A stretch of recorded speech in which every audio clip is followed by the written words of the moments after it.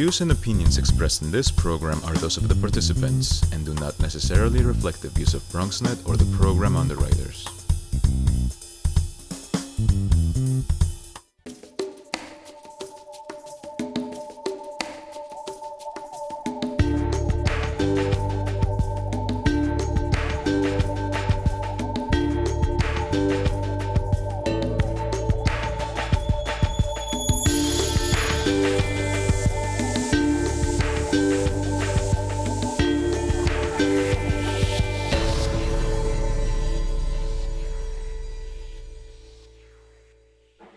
Hi, everyone. Thank you for joining us for Dancing Through Disability, a panel discussion with professional dancers, choreographers, educators, and freelance artists. In honor of the 30th anniversary of Americans with Disabilities Act, I wanted to highlight artists that are breaking the stereotypes surrounding the disabled dancing body. My name is Paige Fraser. I am a professional dancer and scoliosis advocate. I'm originally from the Bronx, New York. I have danced with Ailey 2, Visceral Dance Chicago, Deeply Rooted Dance Theater, and currently with the national tour of The Lion King.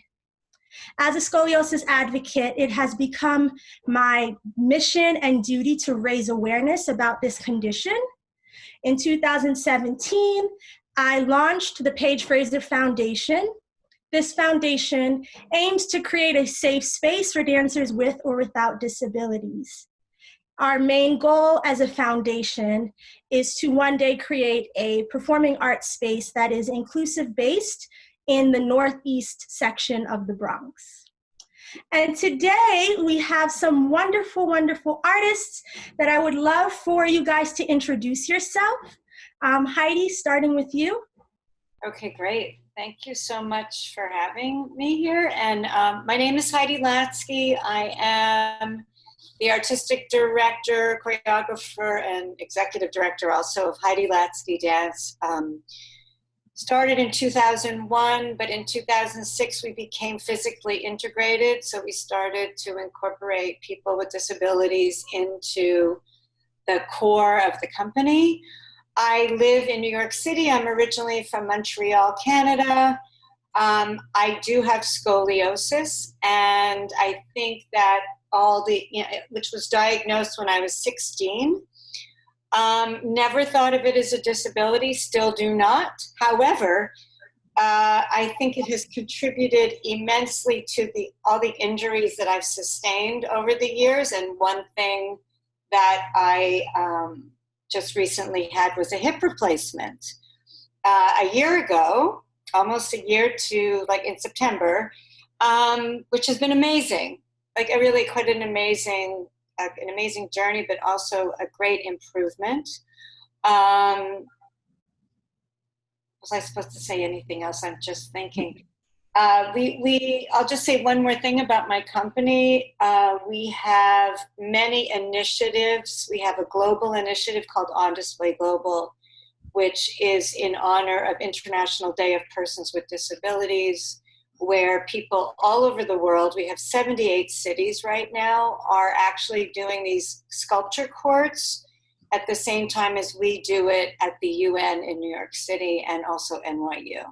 So that's my big ongoing project. Hi, Paige. Hello. Thank you guys for having me. I'm really excited for this important conversation. My name is Samantha Figgins. I'm originally from Washington, D.C. and currently live in New York City. I am a performing artist, dancer. I've danced for Complexions Contemporary Ballet and currently dancing with Alvin Ailey American Dance Theater. And in this time of COVID, I am working with the Bay Area International Deaf Dance Festival. So those are things that I'm doing currently. Hi, my name is Lynn Morris, and thank you again for having me. I'm so glad to be here with you all. I currently am the assistant director at the University of South Florida in Tampa, Florida.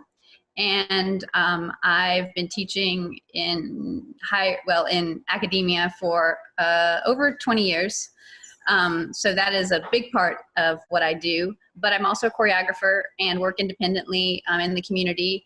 I work and collaborate with an organization called Arts for All Florida, which is an arts and disability organization, and I serve on their board. And we do a lot of partnerships kind of together. And I work with other local dance and disability organizations. So this has been a big part of my work starting and my interest starting about 2001, 2002. And I do have scoliosis myself and also partial hearing loss and hypermobility. So I think dancers are well familiar with injury issues and all kinds of complicated ways that we work with our bodies. So yeah, I'm happy to be here to advocate for your platform. Hi, I'm Sydney Magruder. I also am originally from Washington, D.C., and I currently live in New York City. I am a dancer, singer, actor, writer, formerly an apprentice at Connecticut Ballet, currently working my way towards Broadway and whatever else the universe kind of has out there for me as a performer. I am autistic. I am what was formerly categorized as having Asperger's syndrome. Now we just use autism to describe the entire spectrum. I also have comorbid mental health issues of CPTSD and depression and anxiety issues as well. I have been an advocate for mental health in the dance community and a broader discussion around mental health in the dance community for several years now via Instagram. And I'm really happy to be here with you all. Yay, thank you guys so much. So that was just like a tip of the iceberg. I'd love to dive into some questions. A general question I have, which you guys briefly touched on, but what condition do you have and when were you diagnosed? Maybe we could start with Samantha. So I am hard of hearing. I have unilateral hearing loss, and I was diagnosed when I was 10 months old. I got meningitis, spinal meningitis, and that is what resulted in my hearing loss. Meningitis usually has symptoms or it can result in hearing loss, and so that's what happened in my case. And yes, I've just been deaf since I was 10 months old. Yeah. Heidi, if you could talk a bit about your scoliosis diagnosis. So when I started noticing in high school that it wasn't that extreme, but I started noticing that when they would I was very small, and so I couldn't fit into any clothes, and I would get the tailor would come and shorten my pants, and they would, do it equally, and it would come, and there'd be like a big difference. And I thought, what's going on? And we found out, my mother took me to the doctor, that I had scoliosis, and I also had a leg that was significantly shorter than the other one. I also have hypermobility, but I did not start dancing until I was 20. So yeah, I really it didn't affect me so much. I mean, I had, I didn't really get the complexity of the syndrome that I had until I started dancing. And that's so interesting. Yeah. So you didn't have any side effects from it? From the scoliosis? When you were young, at least. No. It's not that severe, I mean, and honestly, I appreciate being here so immensely, but I feel like I'm an ally. So even though there are aspects, when I was suffering, and I really suffered for 2 years with my hip, because my hip just was degenerate. I mean, they're both degenerating. The commissioner at the mayor's office for people with disabilities said, "Okay, Heidi, now you've transferred over and you are now disabled."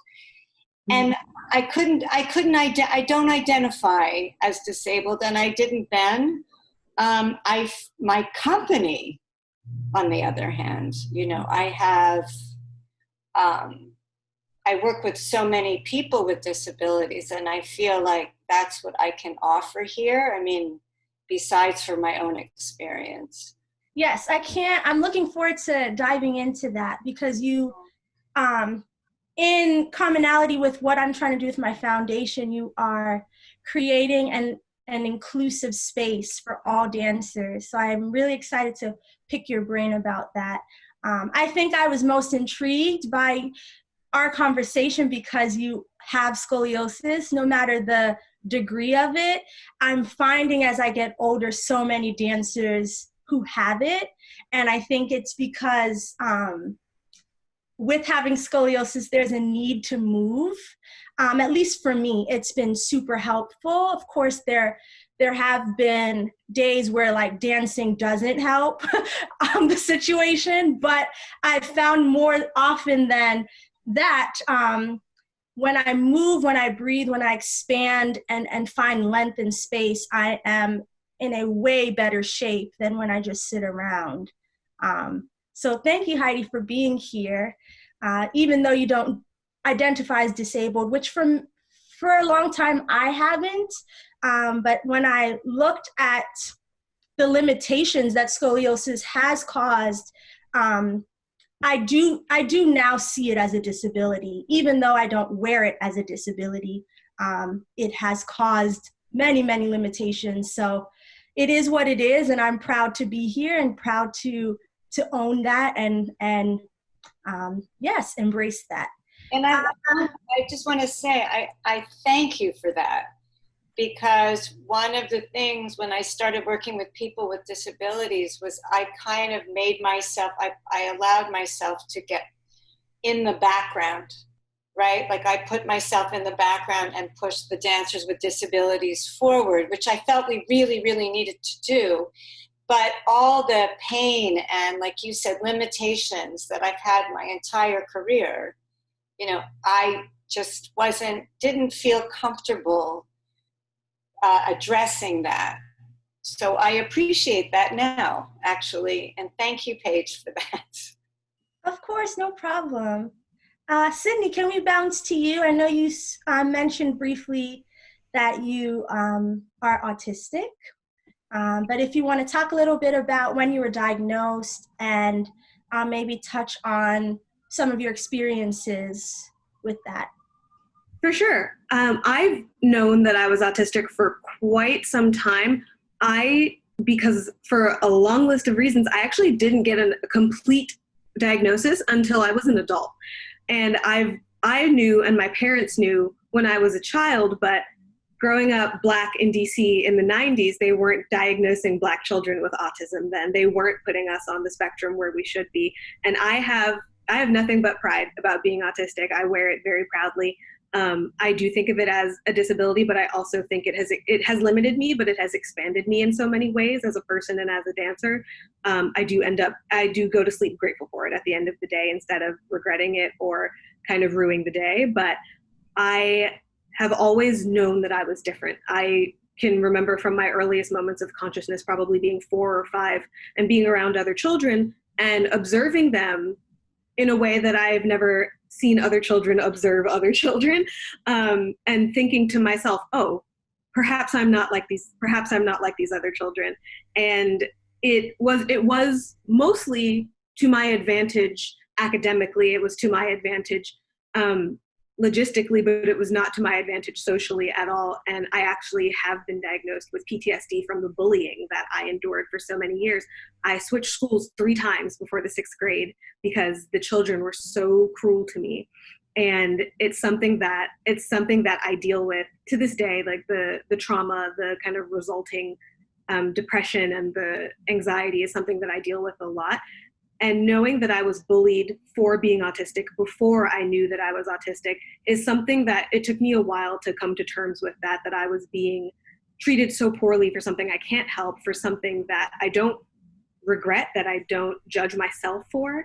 And it has motivated me to make sure that no other person, no other child, no other Black girl especially goes through what I went through. And that's how I got started on Instagram. Paige and I have been friends for many years, and so she kind of watched this whole thing happen. But I was really committed from the time that I figured out, hey, I have mental health issues. I have an eating disorder. I can't be the only one. I can't be alone here. And from that moment forward, I was like, I know I'm not alone here. I'm going to make sure no one else has that feeling. So being an out autistic, queer, mentally ill, eating disorder survivor, ballet dancer, transitioning to musical theater, I wear those labels very proudly because I don't want another young Black girl to ever feel shame or ever feel loneliness or ever feel guilt or foreignness in herself for who she is. And so it's been so important to me to wear that all very publicly for the sake of the next generation, really, and also to reclaim what I lost, the time that I didn't get to be myself as a child, the time that I felt that I had to mold to something different, to be accepted, just to get through the day. I had to be someone completely different, had to wear a mask. You know, if we're talking about wearing masks now outside, I've been wearing one my whole life. You know, it's that proverbial mask that you put on to appear neurotypical, which is somebody who's not autistic or does not have ADHD, as the word we use is neurotypical, and I am neurodivergent. And to have to pretend to be neurotypical every single day for many, many years leaves a mark. And I've decided to take that mask off. And it's been very freeing, and I hope that it has an impact on others as well. Man, Sydney, thank you for sharing. Oh, you know I adore you. Mary Lynn! So if you could talk a bit about your experiences with scoliosis, dancing with scoliosis. I was watching your TED Talk a bit, which we'll go into later on. But yeah, when were you diagnosed? How has that affected your career, your life, if it has? Well, I think I'm a little bit like Heidi as far as my positionality. I think I've always seen myself as an advocate and as an ally for dancers with disabilities, and to that end have perhaps disacknowledged my own challenges, my own things, and felt perhaps that that I couldn't voice those things, perhaps because it wasn't as important. And so I do think that in all these discussions, it's so important to keep in mind the fullness of disability, and that there are so many types and kinds, and so many dancers experience chronic injuries, all kinds of different debilitating situations. And I think that there's a kind of stigma that still exists in terms of dancers disclosing injuries or disclosing what's perceived as weakness or something. And perhaps even in my own psychology, you know, that's still a bit of a, you know, oh, well, I don't need to talk about that. That's not, you know, that I can deal with it. It's fine. And I'll get through it. And so I do appreciate you reaching out and talking about scoliosis, because yeah, I mean, it absolutely impacted me. I mean, I have a 21-degree scoliosis, so I didn't have to wear a brace. But you know, I trained early in classical ballet, and I noticed all of these weird things. You know, I always felt twisted. You know, I always felt twisted, and I was like, why do I feel twisted all the time? And, you know, my fifth position, just like Heidi, I had a leg length discrepancy as well. So the fifth position on one side always fit well and the other one didn't. And I always felt like I was going up and down. And, you know, in turns, it would be the same thing. Turning to the right was normal, and turning to the left felt like I was climbing upstairs. I mean, so many things, when I go back to my young mind, I can recognize, oh my gosh, my body was feeling and sensing things, but I also didn't articulate it. So my mom didn't really know, oh, do I need to get her checked out? She, you know, I kind of kept it quiet, like, well, it's fine. You know, I'm a dancer. I'll fix it. You know, we have to fix our bodies. It's always about fixing the body somehow. You know, dance is always about fixing our inadequacies.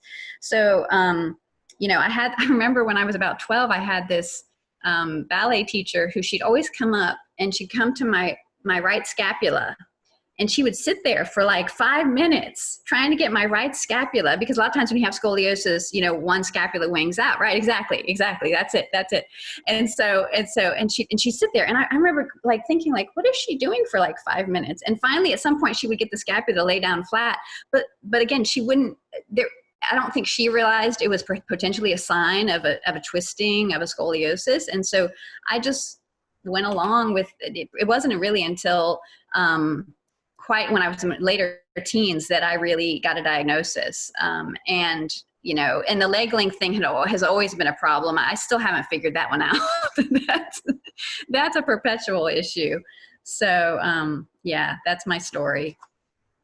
Thank you for sharing that. I think that's a perfect segue to Samantha.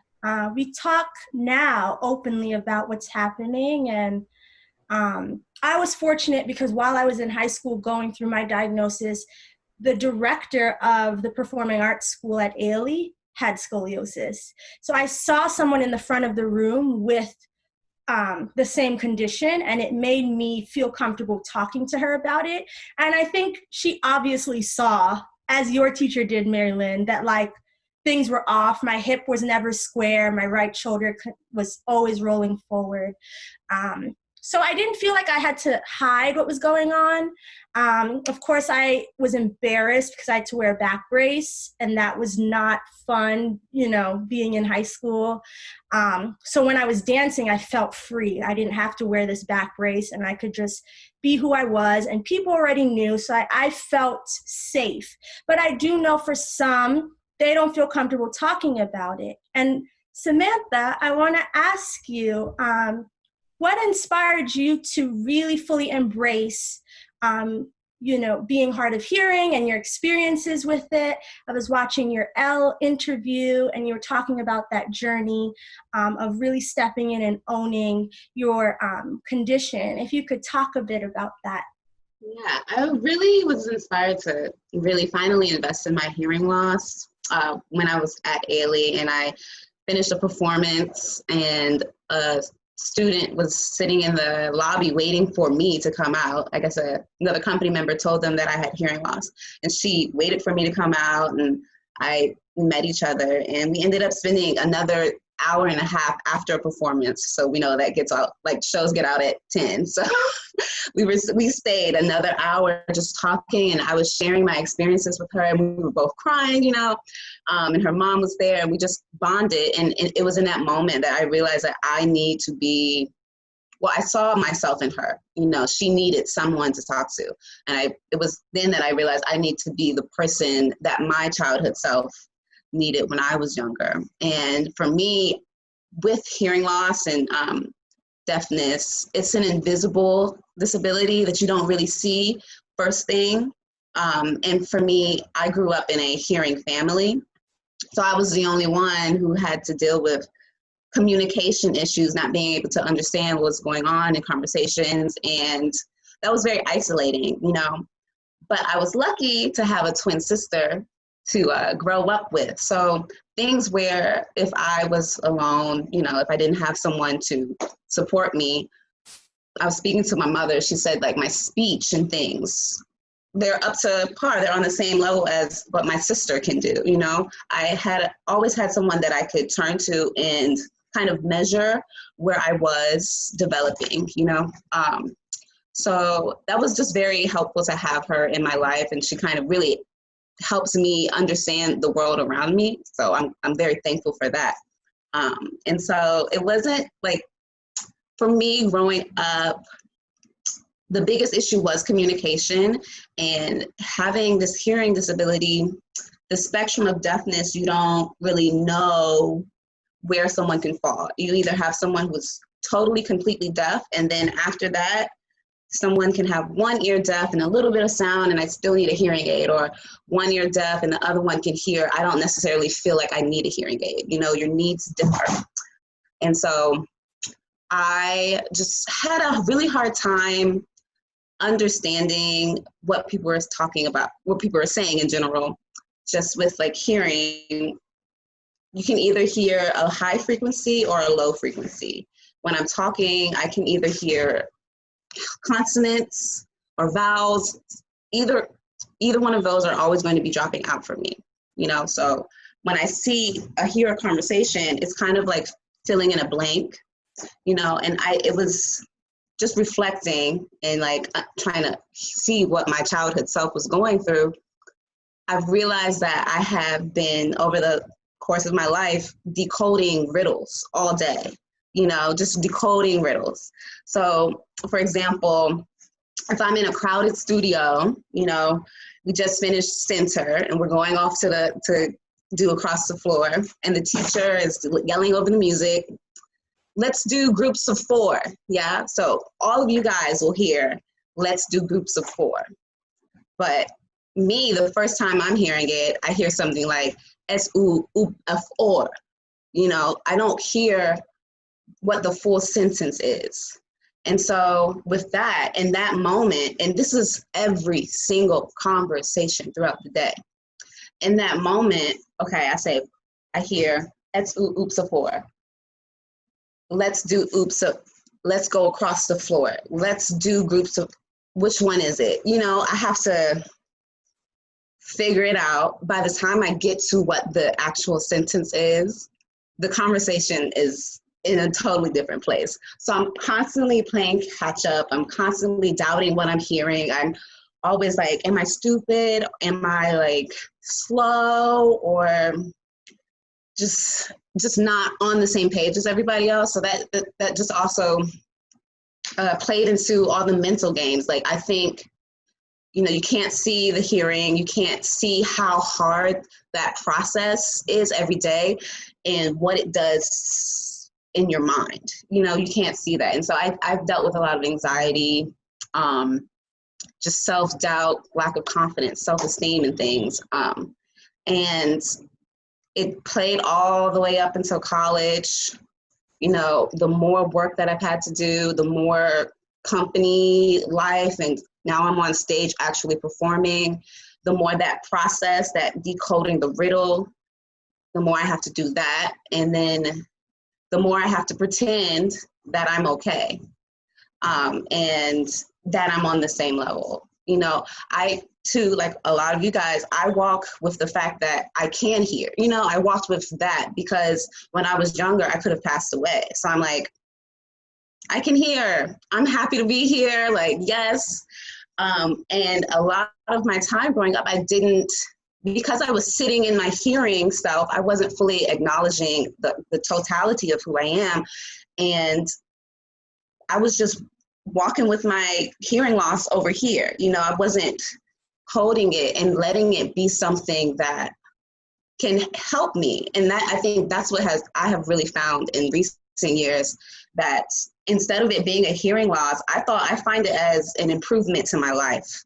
You know, my disability, I've expanded in so many different directions now because of that. And yeah, I'm just very thankful. You know, I've had a lot of like accomplishments in the past, but because I wasn't accepting of this part of myself, my disability, I didn't enjoy, I didn't have ownership of the successes that I've had because my process was so hard. My process is just very exhausting. So yeah, that's basically. That's beautiful. And it's a testament to like how freeing it is when you just really step into like, this is who I am. Yeah. And like, for me, coming to terms with, it is going to be harder, but I don't have to work as hard if I vocalize what I need help with. Mm-hmm. Absolutely. You know, Yeah. for me, like taking floor bar and gyro has been so helpful. It's like, wow, I've worked so hard to like make it work. And oh, wow, lo and behold, there were easier ways to. Yeah. Yeah, absolutely. And I think that's what happened for me. I was working so hard to seem like I wasn't different, or just for me growing up in a hearing environment, you know, I want to be just like everybody else. I want to be normal. And so I would spend hours in like the studio at lunchtime during high school, because I went to arts high school. I would spend my lunch hours just figuring myself out, just making sure I had the step, just going over everything. It was very like overcompensating, working so hard, you know, to make it work. But I didn't have to do that. I just had to express what I needed, you know. So. Wow, beautiful. I want to jump to Mary Lynn first and then Heidi. Mary Lynn, if you could talk a bit about what inspired you to become an advocate, aside from having scoliosis. I read a bit about your experiences with your relative. I don't know if you want to talk a bit about that process. Sure. Yeah. Yeah, definitely a number of different influences really, I think, led me to the path of where I am now and led to my really vested interest in dancers with disabilities. And one of those was a very formative childhood experience when I was 12 years old. My father was injured in a very severe car accident, and it left him with a significant brain injury with a lot of different physical complications, including a seizure disorder and other things. So he ended up using a wheelchair, and he had both, like I said, brain injury and physical disability. So from the age of 12, actually, until the age of 33, when my father passed away, my mom and I were caregivers for him. And that life experience, was, it's always upon looking back, you see the power of things. And I didn't really recognize the power of that at the time, but that made a huge imprint in my life. My dad's accident happened before the ADA was in place. So there were things that we encountered as a family, barriers that both attitudinal barriers as well as just legal issues that we encountered with my father's disability, and many of those things have progressed now. So that it gave me a very intimate, I think, connection to disability experience, even though I wasn't injured in the accident. When, sometimes people don't understand this, but when someone so close to you that you're intimately involved with has an injury or a change in their body, in their selfhood, it impacts everybody around that in a very significant way. And so we were a unit. It was the three of us. I didn't have any siblings, so it was the three of us in this thing together. So from financial strain to everything else, it was a lot to a new world to explore, a new world to understand. And so that was a big part of it. And then it was actually dance-wise, around 2001, I saw a performance of Dancing Wheels, and I had never seen an integrated dance company perform before. And they did a performance here in Tampa, and I saw wheelchair dancers performing, dancers who were using wheelchairs. And I had never seen that before, especially in a professional capacity. And it just really struck me in that moment that was something I would like to do and explore as a teacher, as a dancer. It just really attracted me. So from that point in 2001, I started actually seeking out opportunities to work with dancers with disabilities in this community, and I found some places where I could do that. And so that's how that started. And then I was reflecting on that question when you originally had sent it, and there was actually another thing that was a childhood experience. Two of the friends that I had that I played with from in my early youth, both had mental disabilities.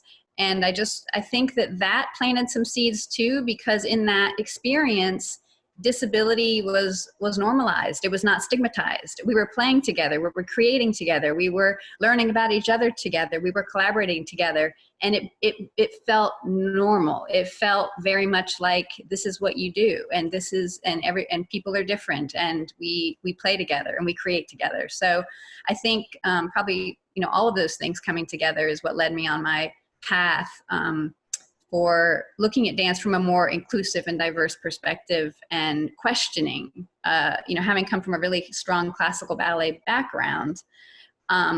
Honestly, I think that personally, some of that training felt very oppressive personally in my own body by the way that it was taught. And I think that the way that teachers teach is so important, because even though I could do ballet and I did it relatively well,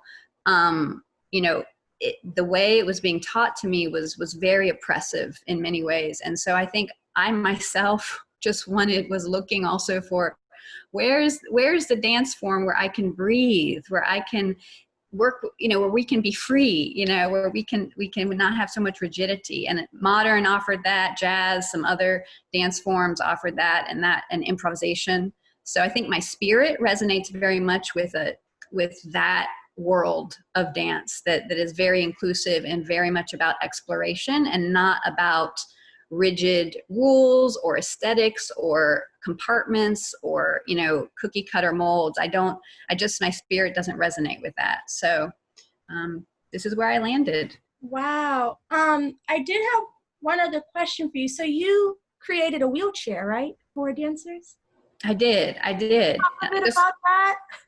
You're so humble. I'm like, I want to hear about this. I was like, wait, what? She invented a specific wheelchair? I did. It was collaborative. I don't think anyone ever does anything alone. If they claim to do things alone, it's probably not true.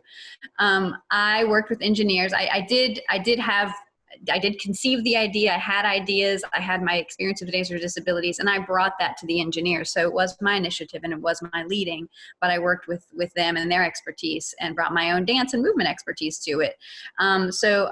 Yeah, I mean, that was, again, a blending of, I think, my experience with my family and my father. And, you know, as a child, you often, at least in terms of my relationship, I can only speak to my relationship, but I played with my dad. I jumped on him. We had a very gymnastic sort of relationship before his car accident. And, you know, and once he was in a wheelchair and his body was different, you know, relating to him was a whole nother thing. I didn't have that sense of play with him anymore. And that I see as a real point of sadness, in that part of it had to do with the wheelchair.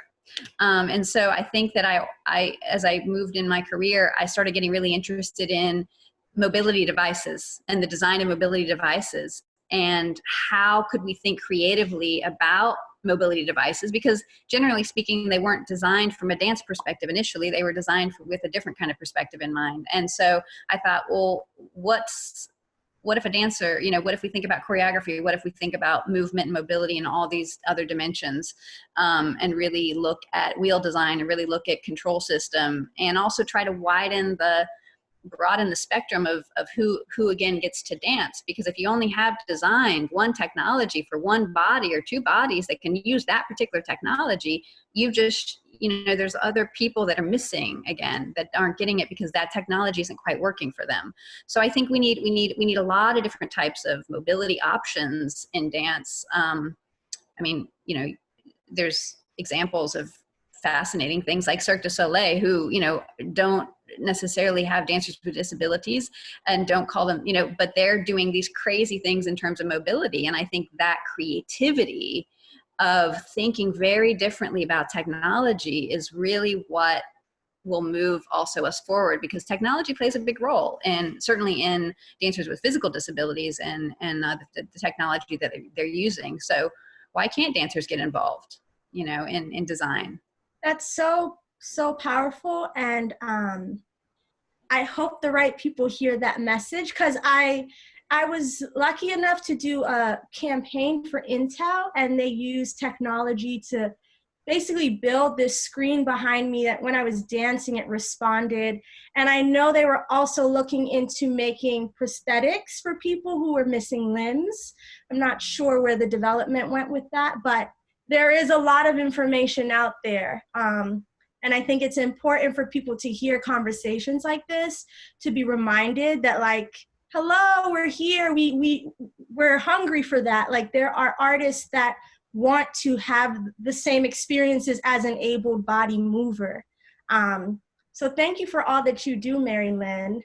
Thank you. Yeah, I'm glad the project has progressed as far as it has. It's always tricky, you know, funding is always an issue, and there's always things that are somewhat dependent on luck and you know, opportunities. But we did get to a developed prototype, and I've had dancers with disabilities test the prototype and give me feedback. So yeah, it's still moving. It's still moving. I can't wait to see how it develops. Thank you. Heidi, so I think this is a great time to talk to you, because you have a company that includes dancers with or without disabilities. If you could explain what inspired you to start your company, what inspires your work and process as a choreographer. I also read that you had your directorial debut. If you could just talk about some of the things you're doing with your company.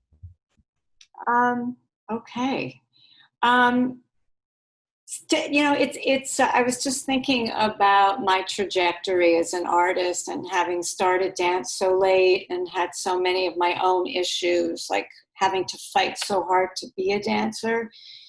And then meeting this woman, Lisa Bufano, who is a beautiful visual artist from Boston. I had been teaching movement for actors, and I got very, very interested in the person. Like, I was so interested in getting actors out of their heads into their bodies and being authentic. And when I met Lisa, I had been working with Bill T. Jones, Arnie Zane for 7 years. Through them, I'm getting very circuitous, but through them, I learned that, dance could be socio-political, which I had never thought. I thought of myself as I just had to catch up. I was an athlete. I had to get everything right. And I was introduced to Lisa, and she was a bilateral amputee. So in her case, she had no fingers and no lower legs. And we decided that I was going to make a solo for her. She came to New York.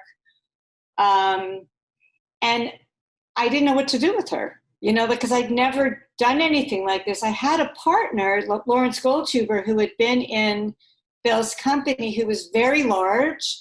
And the two of us had a duet company. So I understood when you have people with very physical differences, what can happen on stage. So the first day she sat, I had her sit in a chair with her prosthetics. And, I started teaching her some arm movements. And it just wasn't that interesting. And then the next day I came in and I saw her through the door, and she didn't have her prosthetics on, and she was moving through the space. And she had come to New York with stilts and running legs, all her different prosthetics. And here she was with nothing. And I walked in, I made a section of the solo like in a half an hour. And we had a long conversation. And I said to her, you have so much beautiful mobility with no prosthetics. Let's just not use them. And that was the beginning for me. Through Lisa, I learned that what she had naturally, maybe from all her experience, she was not a dancer, but she had this fierceness and this vulnerability. And she became my muse. I was like, whoa, that's what I want. I want all my dancers to have this. And so I started growing my company and introducing mostly activists who came to me, who had seen my work with Lisa and wanted, to, experiment with me. And so I guess what is ironic is that I got rid of technology. I did not want prosthetics. I wanted really to have a company that really used what they were given. And for me to explore all the juxtapositions of different bodies in space and different personalities. Fast forward, now I'm working with technology, but in a different way. I'm creating volumetric videos, which are holograms. I'm definitely working in film now. I'm working with somebody who works at Google to create interactive programs, because we're here, right? We're stuck at home. And I don't dream about going back to the studio. I dream about what I can do now. And so my dancers and I, we've been collaborating, and they send me footage, and we're just creating as much as we can within the limitations of being at home. And so part of that is technology, right? We have to use technology. So, Lisa changed my world. She changed everything for me. And unfortunately, she's no longer with us. But the time that I had with her was momentous. And I'll just say one more thing. Like, sometimes I'm very intuitive, and that's how I have had my life. But one of the realizations I've had recently is, like Mary Lynn, my mother got very sick when I was 11. and became debilitated, I never saw her as disabled, ever. And all these years, like since 2006, where I've been working with people with disabilities, never did I ever think that my mother was disabled until somebody said to me, Heidi, why are you doing this? There's got to be more of a reason why you're so interested in this. And I thought, oh, I'm interested in the beauty of difference, and this is such a great way to show that, and the beauty of the individual through dance, through different bodies. And then it dawned on me, because she kept pushing me, that my mother, you know, since I was 11, that's why it's so interesting, Mary Lynn, like all these similarities, that being her caretaker, having to deal with her illness, to me, she was sick. And then it wasn't until a few years ago that I realized how actually disabled she was, and that was my first experience. So I just wanted to share that. Wow. The parallels, and sometimes it takes many, many years to see like the full circle moments in our lives, and why it is we pursue and are so passionate about the things we are. And one thing I wanted to point out with what you said, Heidi, with us now being in this pandemic because of COVID, I've read a few articles with how those with disabilities have been asking for years to be able to work from home. And now here we are, like we're finally able to, those that, really need to. Have you found it easier to work with your company and like bounce ideas and stay creative because we are now in this virtual realm? You know, I wish I could say that I was. This is what I have found. I have found with all my dancers, both disabled, non-disabled, that they want to be with the group. They have a hard time. They're not as motivated to work at home. And so it's a bit of a push for me to get them to do things that then when they see the film, then they get excited. But I feel like, I'm very self-directed. I think all of you are very self-directed. I've even had trouble during COVID to be as disciplined as I wish I was. I have found with my dancers that it's hard to keep them, connected. And we do all kinds of things. We have classes, we have community conversations, and we're trying to create. And so I do not see what you're talking about. I do understand that, and I think in many ways, like people with disabilities who maybe don't get out as easily, they have access now to more performances, and they can take class with people all over the world. But in terms of creating, it's a struggle. And they desperately want to get back to the studio. And I'm terrified to go back to the studio. So. Yeah, that's a whole nother conversation, because I know some studios are opening, and it's just having to find that balance and make decisions as someone who teaches dance, to say yes and no to certain things, and put, our safety first and the safety of the students. I completely understand that challenge, and I agree. I think what I miss most is the energy of being around my coworkers, my colleagues, and also exchanging with an audience, that energy, which you just don't get through digital and online streaming. But it was just something I had read, that for years, people with disabilities were asking to work from home. So I think this depends on your situation and how you use this Zoom life and this virtual life. But as a performing artist, I think we're all craving connection again. So hopefully we can return soon. Sydney, hey girl, hey. So you speak openly about being an eating disorder survivor, Do you have any words of encouragement for dancers battling with body dysmorphia and those that are battling with mental health? I do. I want to encourage anyone out there who's dealing with body image issues or with body dysmorphia or with any mental health issues to reach out to someone. Please seek assistance, seek help. There's plenty of folks out there that can help you, but also stand in who you are and don't let a system that a lot of times wasn't built for us, for women, for people of color, for disabled people, for queer folks, a system that wasn't built for us. Don't let that system crush your hope or crush your dreams, and find a way to succeed despite it as you get help for it. I'm someone who I've had so much to deal with in my life that I've been just like, well, this is one more thing, here we go.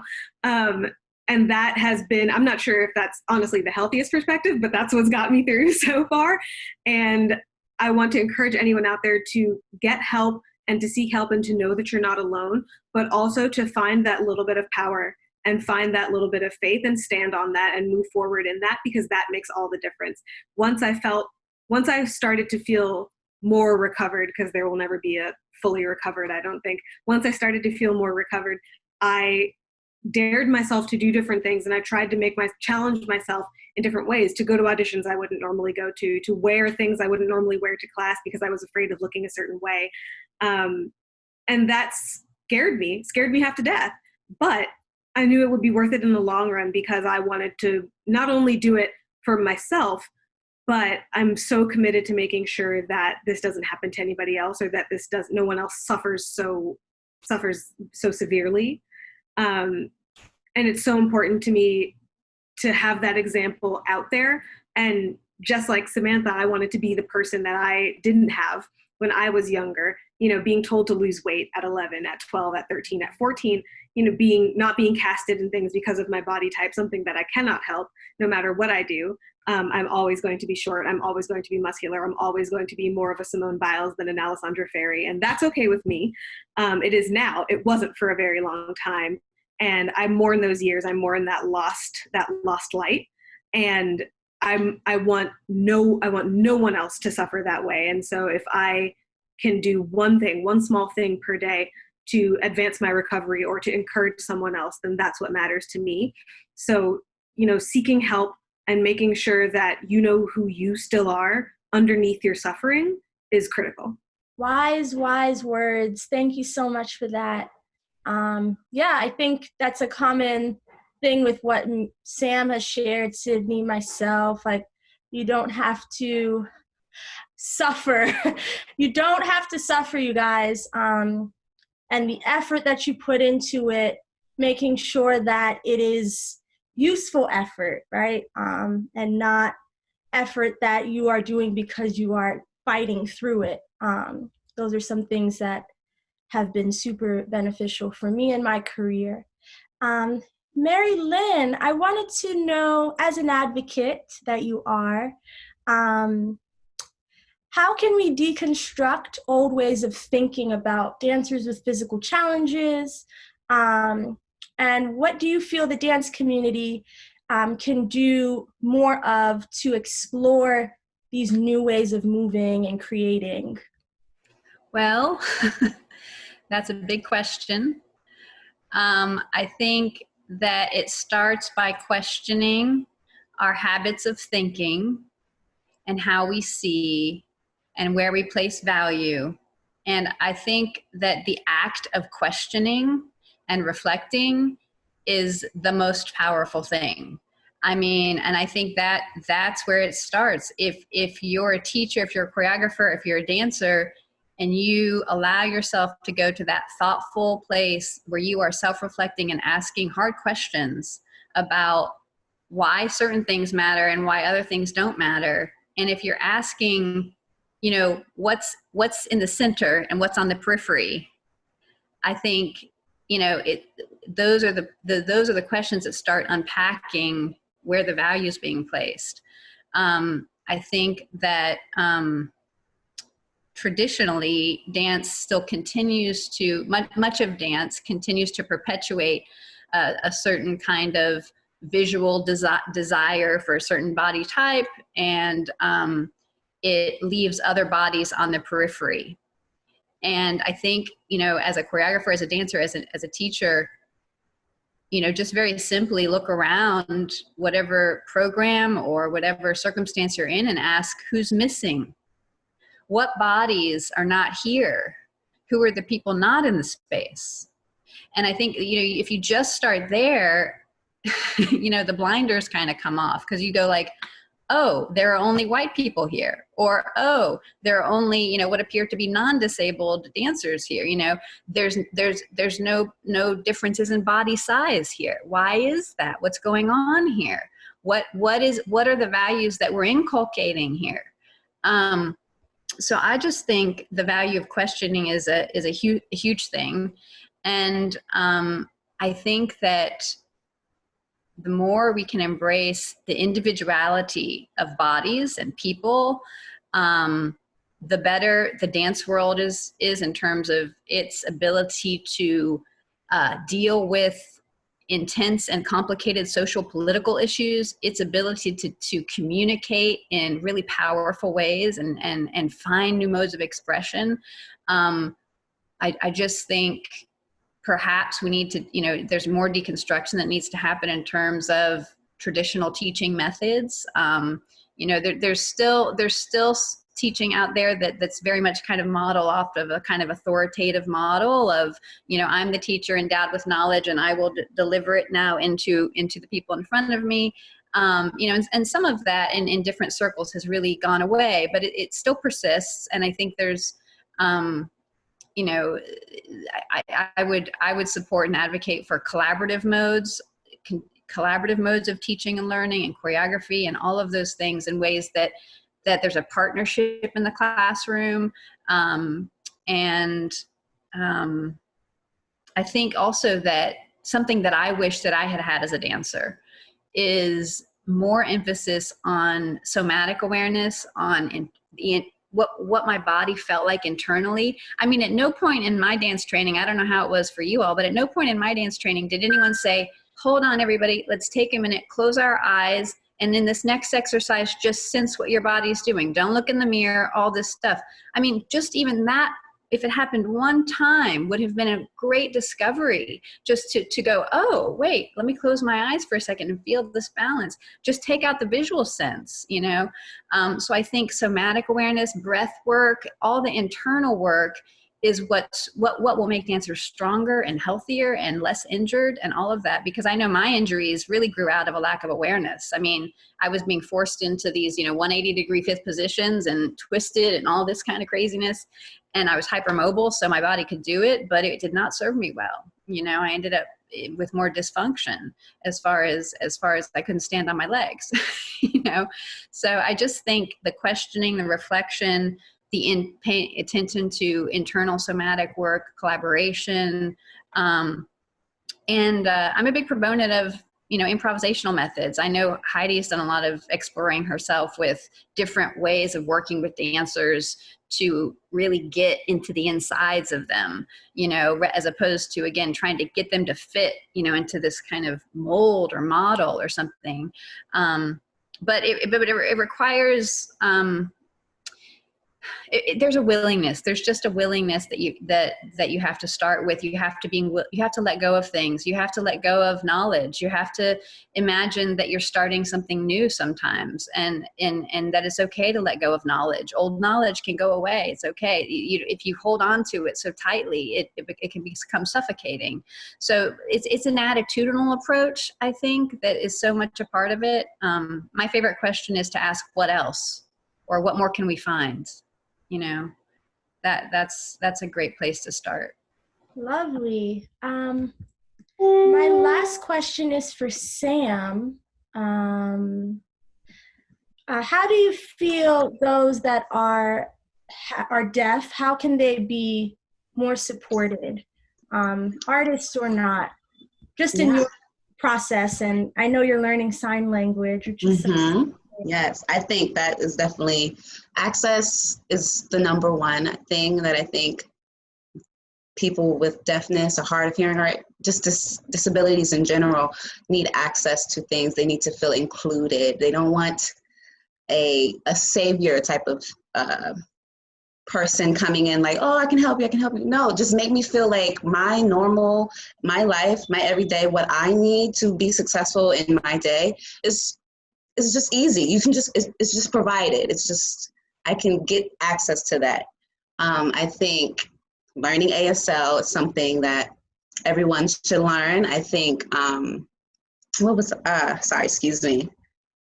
closed captioning on your videos for Instagram, social media, YouTube, anything, just including that on your videos will aid in the access. And that's what I think, just be open. I think a lot of people, I've heard us saying in the deaf community, listen with your eyes, listen with your ear, and listen with your heart.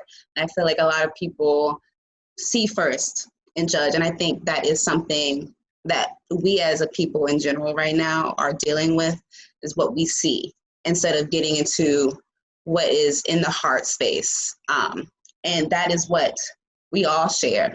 So if I'm telling you my needs and I'm open to receiving it, I can drop my idea of what is right to hear what you need so that we can come together and exist and we can all have access to happiness, but when it's all just one mode of thinking, then there's a whole group of people just left out, so just access is all I really say. Yay, thank you. That was lovely. I want to thank you guys for being here, taking time out of your day. Again, it was so nice getting to meet Mary Lynn and Heidi for the first time. Thank you, Sam and Sydney. Thank you guys for being a part of this discussion and for all that you do, whether that is on the education side, choreographic side, director side, advocates, like everything that you guys do is very inspiring to me. And I'm so glad that I know you guys, and I hope that we can be this change that we're seeking and desiring. And yes, thank you guys for all that you do for the disabled community and for artists.